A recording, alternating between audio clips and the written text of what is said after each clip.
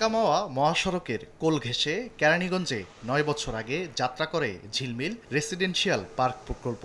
মধ্যবিত্ত মানুষের জন্য রাজধানীতে থাকবে অন্তত একটি ফ্ল্যাট, এমন স্বপ্ন দেখানো প্রকল্পে গাছগাছালি, রাস্তা, ড্রেন আর বিদ্যুতের খুঁটি বসলেও ওঠেনি একটিও ভবন।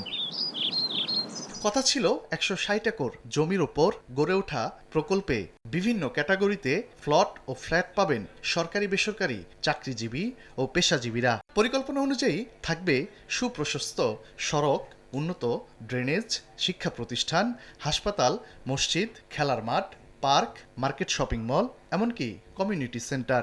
সব মিলিয়ে ঢাকার বুকেই এটি হবে স্বয়ংসম্পূর্ণ শহর।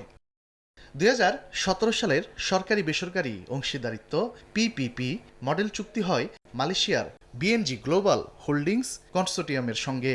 প্রস্তাবিত ৮৫টি ভবনের মধ্যে ২০ তলা ৬০টি এবং ২৫ তলা ২৫টি ভবন, যার চুক্তিমূল্য ছিল প্রায় ১০,০০০ কোটি টাকা।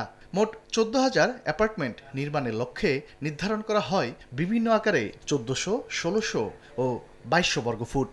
চুক্তি অনুযায়ী পুরো প্রকল্প বাস্তবায়নের সময় ধরা হয় ৮ বছর। এর মধ্যে ৪ বছর নির্মাণকাল এবং পরবর্তী ৪ বছর রক্ষণাবেক্ষণকাল নির্ধারণ করা হয়েছিল। কিন্তু সময় গড়িয়েছে, বদলেছে বাস্তবতা। প্রায় ৯ বছর পেরিয়ে গেলেও পুরো প্রকল্প এখনও বসবাসযোগ্য হয়ে ওঠেনি।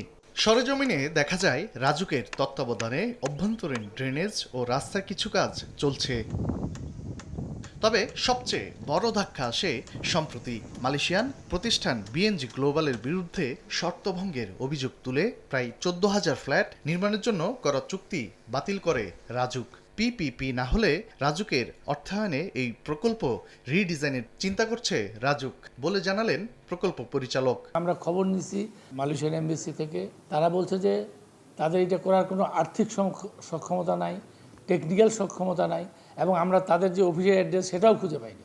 ৮টা কন্ডিশন ছিল তাদের, তারা শুধু একটা কন্ডিশন ফুলফিল করছে, আর আদার্স যত কন্ডিশন তারা কিছুই করেনি।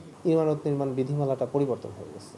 সেই নতুন বিধিমালা অনুযায়ী ওখানে যতটুকু প্রাপ্য, সর্বোচ্চ যতটুকু প্রাপ্য, সেই অনুযায়ী ওটা রিডিজাইন হবে। যেহেতু একবার পিপিপি পদ্ধতিটা ব্যর্থ হয়েছে, আবার পিপিপির ক্রাইটেরিয়ায় যদি এটা ম্যাচ করে পিপিপিতেও হতে পারে, আবার রাজুকের নিজস্ব অর্থায়নেও হতে পারে। ঝিলমিল প্রকল্প আপাতত বাতিল মানেই শেষ নয় বলে মনে করেন রাজুক চেয়ারম্যান। প্রবাসী সিটি, আমরা এইটা এখানে করার একটা অনুমোদন সরকারের কাছে চাইব।